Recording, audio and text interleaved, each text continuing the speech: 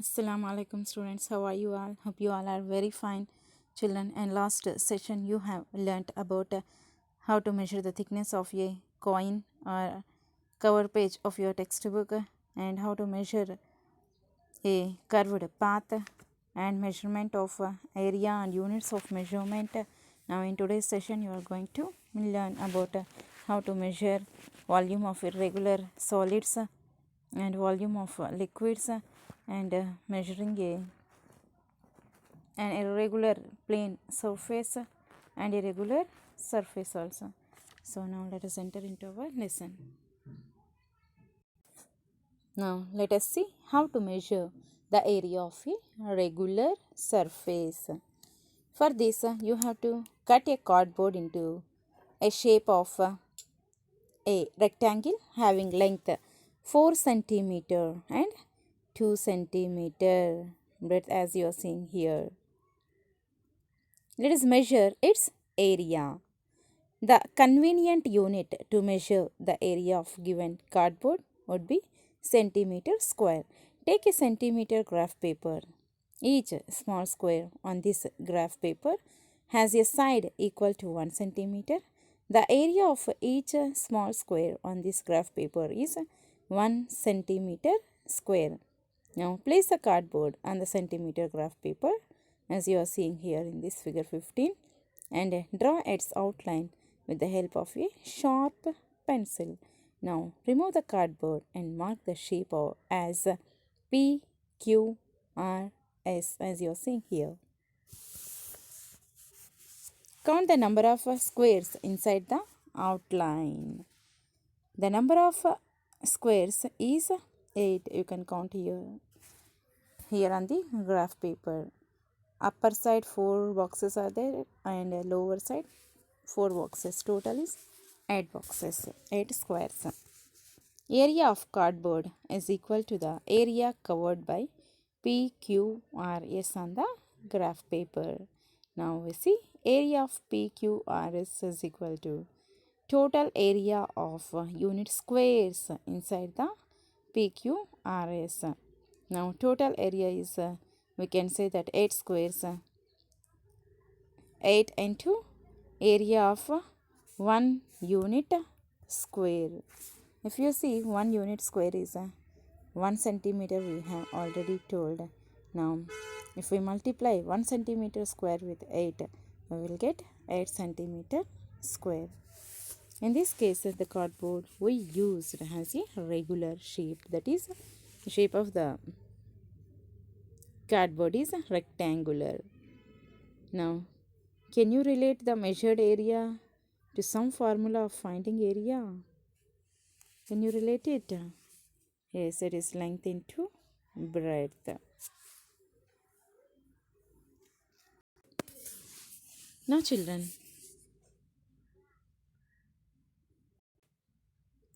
let us see the measurement of irregular plane surface.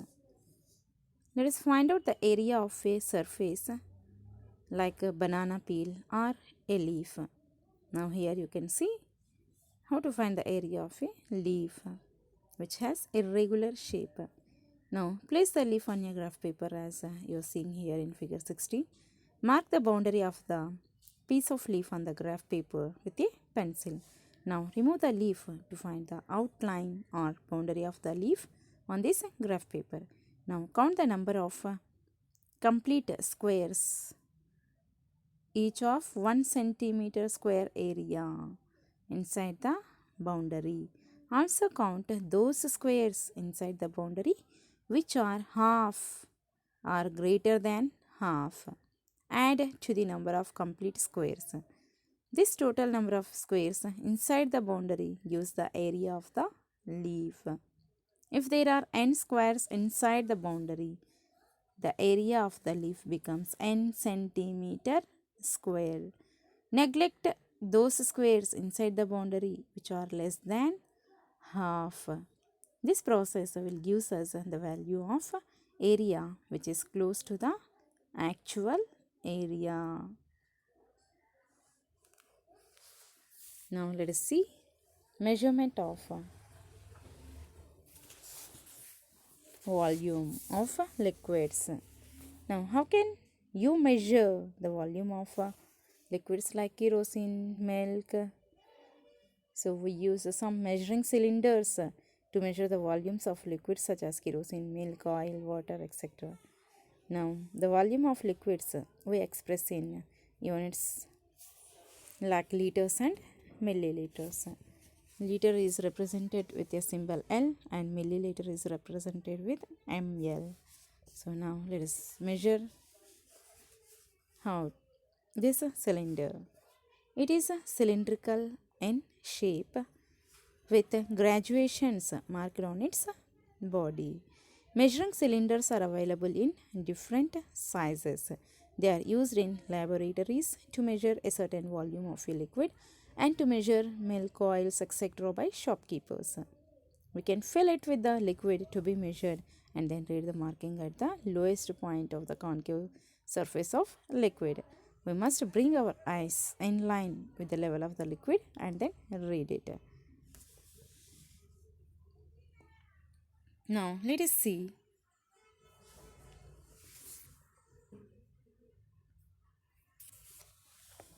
measuring a cardboard. Now you can look at this figure 18 and 19. Now let me explain. There are certain number of identical cubes of length and breadth and height 1 centimeter each. So what is the measurement of a cube here? So its breadth is 1 centimeter, its length is 1 centimeter and its height is also 1 centimeter.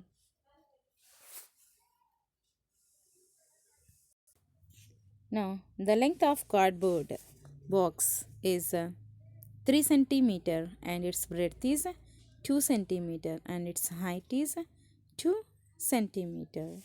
Now place 3 cubes in a line so as to cover the entire length of the cardboard. Along the side of this line, place another line of 3 cubes so as to completely cover the surface of the box, cardboard box. How many cubes have you used so far?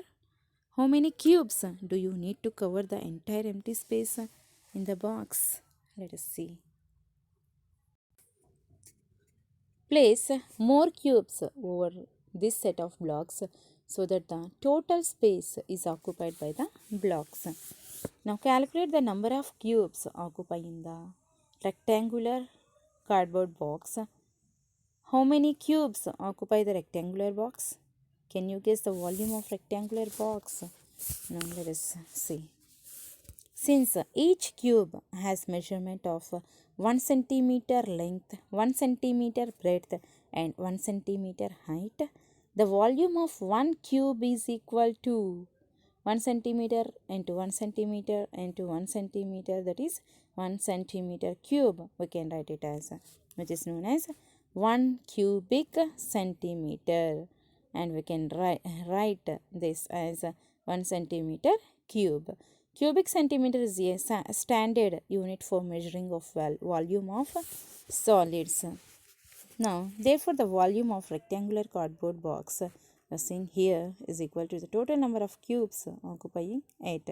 Therefore, the volume of rectangular cardboard box is equal to 12 into 1 centimeter cube. Now, our answer, our volume of rectangular box is 12 centimeter cube. However, if we multiply length, breadth and height, it would be 3 centimeter into 2 centimeter into 2 centimeter. That is 3 2s are 6 and 6 2s are 12. So 12 centimeter cube is the volume of our rectangular cardboard box.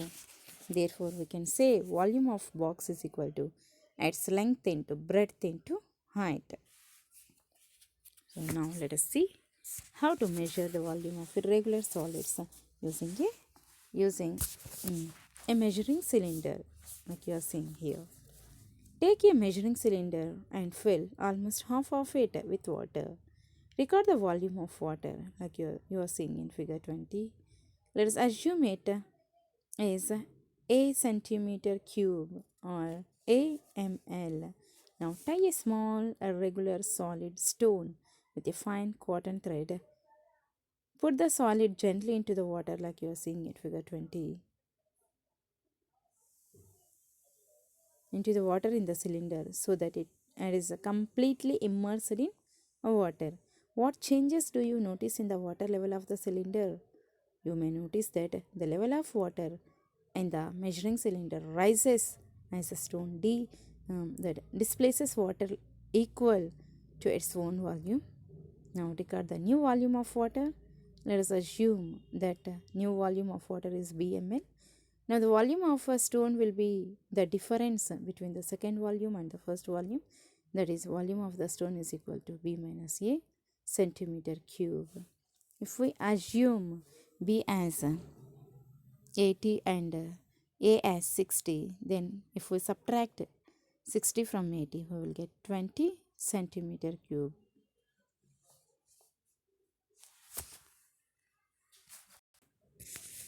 Which gives the volume of the stone or difference between the second volume and first volume. Now children, we have completed our lesson. Let us measure. Now in our next session we will be starting a new lesson. So up to that, be happy. Allah Hafiz.